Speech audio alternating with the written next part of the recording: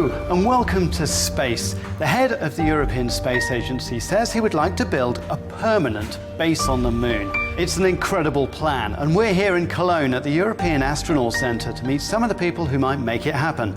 So how do you build a base on the moon? Let's have a look.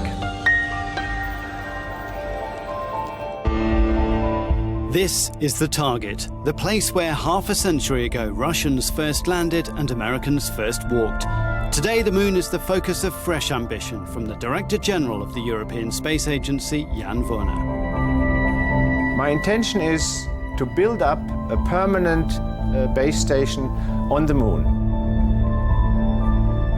Meaning that it's an open station for different member states, for different states around the globe. It's one small step for man. Mankind has never had a permanent lunar presence. But the Apollo era showed that with the right commitment, giant leaps are possible. We did this in the 60s within a decade, and today we're, in terms of development, technology development, we're much further ahead. Of course we can do it again. The idea is that the moon base would follow the International Space Station as a global project. So it will be the Americans, it will be the Russians, it will be the Chinese, it will be the Indians, the Japanese, and even more countries with smaller contributions.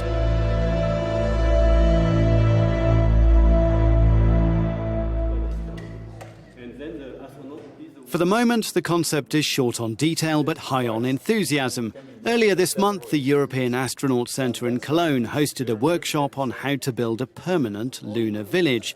One key message was that mankind can use the metals, minerals and water ice found on the moon. La Lune est pleine de ressources.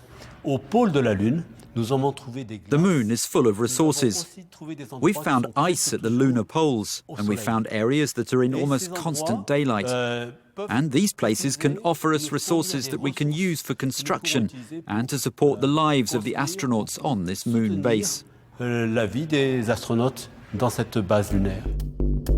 Principal threats to any moon base are solar and cosmic radiation, micrometeorites and extreme temperatures. To counter those threats, Irishman Aidan Cowley is working on using the lunar soil itself to build protective domes.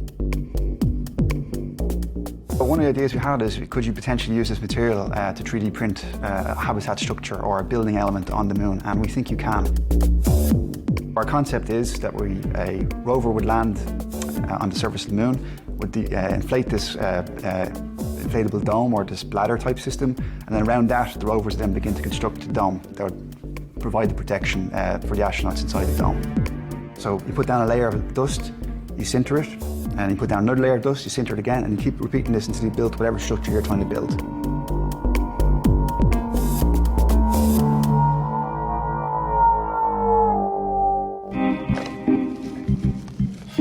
Of course, it's not easy to go to the moon to test out new ideas.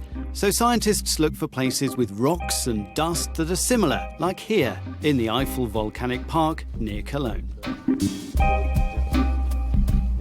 Ici, nous avons un équipage et Here we have equipment and instruments with which we want to measure the composition of rocks.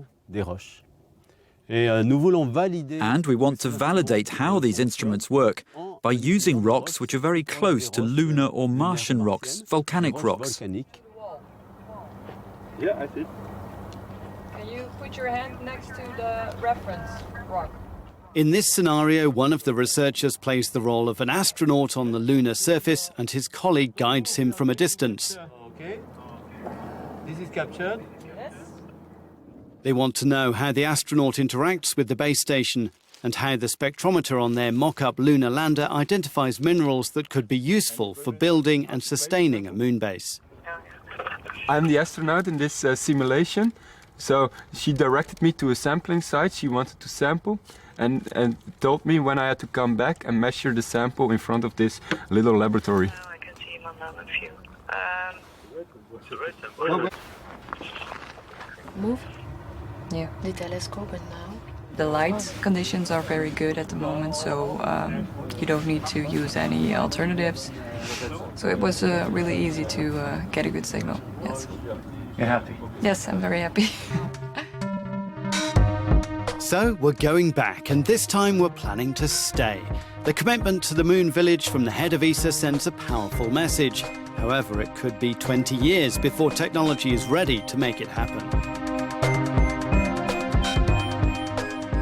So there's a huge development cycle that has to be started again, from developing the rockets that'll take us into orbit, that'll transfer us to the moon and land us on the moon, and then of course the bases that we'll live in on the moon. It's the entire suite of technology that we need to develop.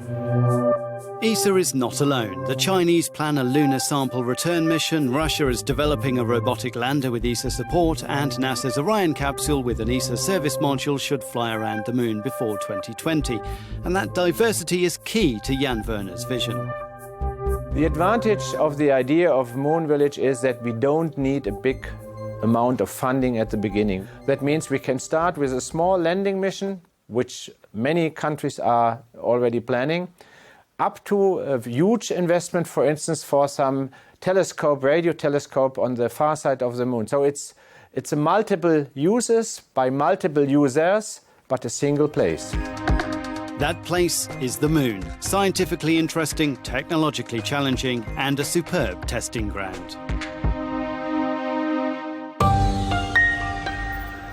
Away from the moon now and to Mars, and next month the ExoMars mission sets off towards the red planet, looking for signs of methane. One of the top scientists behind the project explains why in Destination Mars.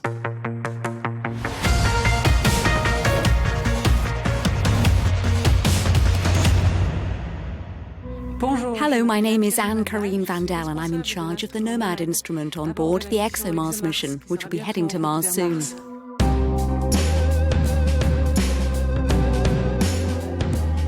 Inside the box, there are 3 spectrometers which will analyse the composition of the atmosphere of Mars, and methane in particular. Methane is important because on Earth it's linked to biological processes. There hasn't been enough tangible evidence to be able to say there is life or there was life on Mars. Different instruments on different missions have already observed methane on Mars. Curiosity, Observations from Earth, or PFS on Mars Express. But there are question marks above all of these measurements. And so ExoMars will resolve the methane problem once and for all by using instruments which are dedicated to that gas.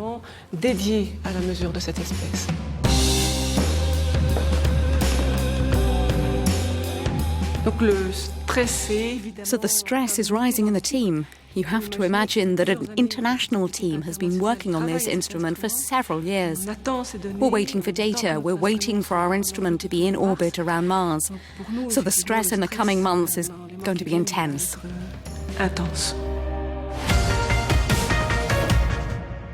That's all for now. Next month we're behind the scenes at the launch of ExoMars in Kazakhstan. See you then.